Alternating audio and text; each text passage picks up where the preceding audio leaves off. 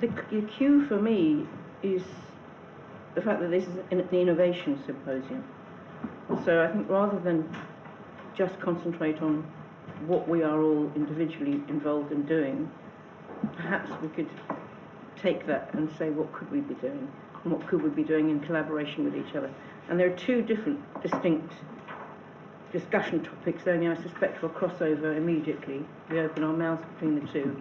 I have no worry about that. Casper's told me he doesn't worry either. To start with, perhaps we could look at the first discussion topic, connecting end users in infrastructure projects. It's a major government topic, infrastructure. It's a huge employer in one way or another. Most practices are involved in some form of infrastructure, and I think it would be really useful to hear people's views on taking forward the difficulties that we have sometimes with appreciating and using the connections with the end users on our infrastructure projects. Who would like to kick off? Patrick, you're looking very expectant. We'll let you go. Okay. I thought I have put some notes together. I thought we'd kind of maybe look at how we kind of deal with our consultation process in the office, but also more broadly about how we approach infrastructure. So we kind of, infrastructure always kind of has a role to play, kind of in a character. It's embedded in people's understanding, and I think we have to kind of really make sure that we do engage with the end users and research a place and understand it, and then bring that back into the design. And in terms of Manchester, I think there are like three conditions that we have kind of we understand in terms of the transport infrastructure. You have the kind of city centre stations, which are these kind of complex multimodal networks. You have kind of large transport interchanges at the kind of periphery around the ring road, and then you have the kind of suburban, smaller, critical stations which are kind of at the heart of their local community. So in all three cases, you have to kind of take a holistic approach, think about the user experience, but then we also look at the business case. So TFGM, for example, who we're on their framework with, I think BDPR as well. So we take a view and we try and help TFGM kind of understand where the opportunities lie, not just in terms of transport and improving the user experience, but also actually in terms of the business case. TFGM are one of the main contributors in terms of housing to meet the Manchester's needs in housing. So actually there are kind of multiple facets to kind of understanding that. And so it's a quite complex consultation process to kind of engage in, because there are lots of stakeholders involved just from TFGM, and that kind of perpetuates along. I think we're currently working with TFGM on a few projects and varying degrees of confidentiality, but I think it's fair to say it's quite, most of those kind of projects are at the feasibility stage, and I think the difficult thing with infrastructure projects is the kind of timescales quite often, and it's quite hard to reach out to end users at those very early stages beyond the kind of direct network of kind of multi-headed clients. I think what we've been lucky with the projects that we have been asked to look at is that they do reach well beyond the kind of nitty-gritty of kind of renewal of infrastructure platforms, wayfinding, that kind of thing, and kind of slightly, they reach a lot deeper into the community, and they start to, what we're able to do is bring kind of our urban designers to work alongside our transport experts and start to look at how a number of stations how they kind of operate in their local community, whether there can be kind of things added to kind of expand community offers. social infrastructure and kind of really the assets around some of those stations. That's actually what I was. You're just beginning to head into something I was going to quiz you on. I don't do infrastructure work, so this is great. I can really quiz you. What do you understand as infrastructure? Because what you started talking to us about were stations and transport transportation nodes and this sort of thing, which is, I think, what most people think of as infrastructure. They do. Is there? For me, there's a much wider definition. You started there by talking about social infrastructure and community infrastructure. I mean, that's something else. Does anybody else want to come in on that discussion? Because I think we are in the 21st century now, so let's talk about the thing that jumped out for me actually in this first topic was the phrase the connected community. I'm thinking about that in terms of our experience of Manchester as a city, and what is it about Manchester that is special and unique. And speaking to someone who's not originally a Mancunian, but I've lived here for I think slightly more than half my life now, so I'm, I guess, officially northern. We'll have to ask people semi-northern. But the reason that I was attracted to come here in the first place, and the reason that I stayed for over 20 years, is because this city has a tangible community feel to it. It's compact enough as a city that you can walk across it, you can cycle across it easily, depending on the weather sometimes, but it has that kind of village sense to me as a community. You almost always meet somebody that you know walking around within the city centre. That's not your own personality. Maybe it's partly to do with that, but I think other people probably around the table would also agree.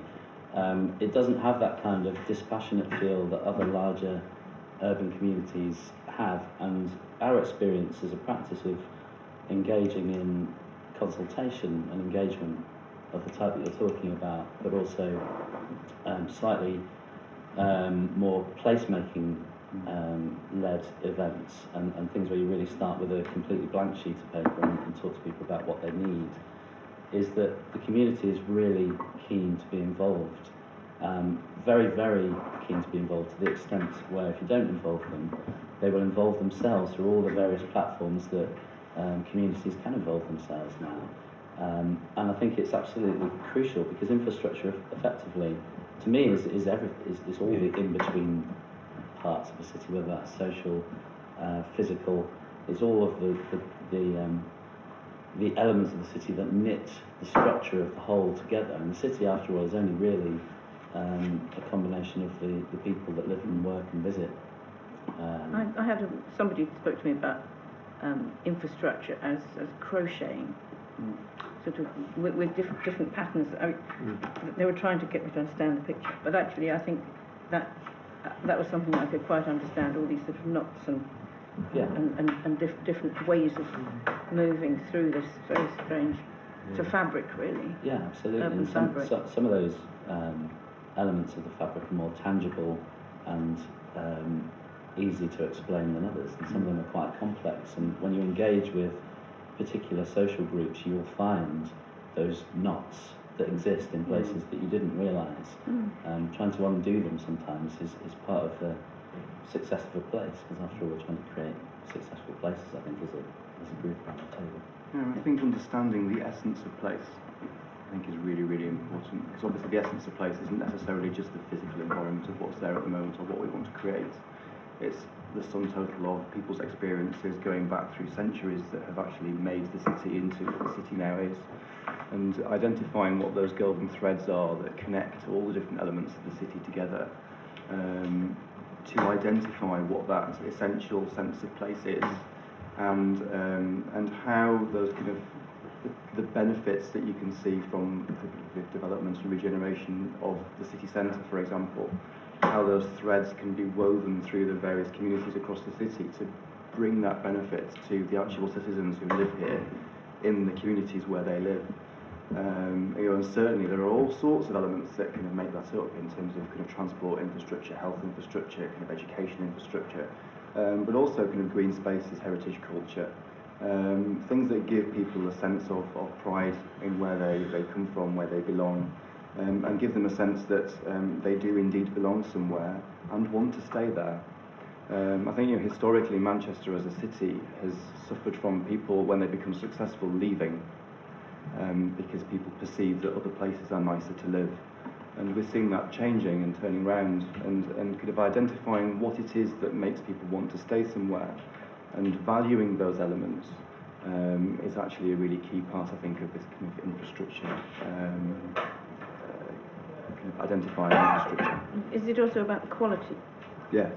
of what's being provided? And I think there are a number of different definitions of what quality are. Yes. It's, you know, obviously, I you wonder know, whether you bite on that one. things that one person values will be completely different to another thing. And I think, as we said earlier, Manchester is the sum total of everything that kind of made the Industrial Revolution and afterwards. But actually looking even pre-industrial Manchester and seeing kind of in medieval Manchester how the city was diverse and connected and outward looking, how the Flemish weavers came to the city to actually start the textile industry, how there were people here on the cathedral register who were kind of black communities as part of the worshipping community, who were very much active contributors to the city, kind of engaging with the things that happened. The essence of what makes Manchester is very much the sum total of all of those different things, which are kind of tangible but also intangible. And I think that's what makes it very exciting, and part of how you can walk through the city and bump into people that you know. I don't live here, I'm not from here, but obviously I kind of spend my life here kind of working and serving the city. But walking through the city, I can always bump into people that I recognise and know from all different walks of life. And that is something that is very distinctively different to other cities that I've been to. I mean, it's interesting what you make about the kind of golden thread and kind of understanding what Manchester is. That's a challenge for any architect, any designer, any kind of business trying to operate the city. But I think what we've recognised from a Manchester architect viewpoint is that Manchester is changing at an incredible rate. I mean, an incredible rate. Just anecdotally, historically, we usually get Manchester architects get people in from Europe, from London, from outside of Manchester to come and talk to us about new projects, exciting things that are happening in the architectural kind of industry. We kind of realised this year that we absolutely didn't need to do that, because everybody was kind of here doing those exciting projects. So this year, our kind of programme has been all about what's happening in the city. So we set up this sort of Future Manchester Symposium. We had people talking about culture, living in the city, working in the city, transportation in the city. So Omar came to talk about the factory, Enough talked about working in the city, 5 Plus talked about living in the city. We talked about the Auto Cord and the Northern Hub and all that kind of stuff.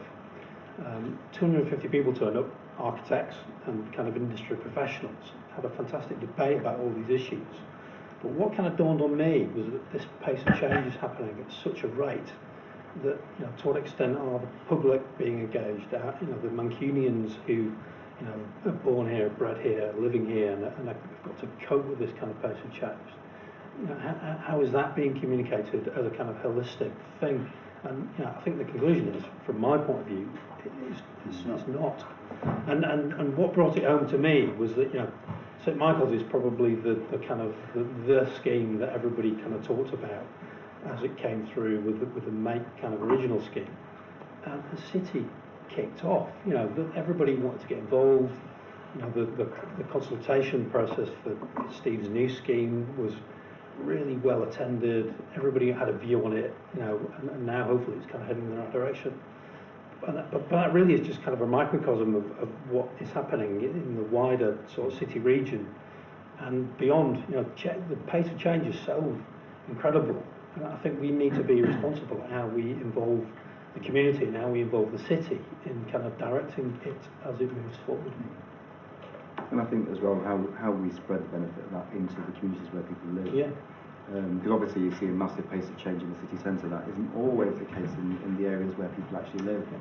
And the connectivity of things like transport infrastructure. We've been talking recently, particularly with colleagues at TFGM, about looking at how, particularly some of the heritage and cultural development that's happening in the city centre, how those stories, how those threads weave with things in, say, in East Manchester, in South Manchester, in Wythenshawe, where kind of visitors to the city and residents of the city can jump on a tram and actually arrive at another cultural site, which otherwise they might not have had access to, and bring the benefit of kind of their visit, their spending power, and just their interaction with those kind of more dispersed, more remote communities from the city centre. And how also the residents in those communities who are running some of these projects can, through that transport infrastructure and kind of ICT infrastructure, engage with some of the major projects that are happening in the city centre. And the potential for that is very, very exciting.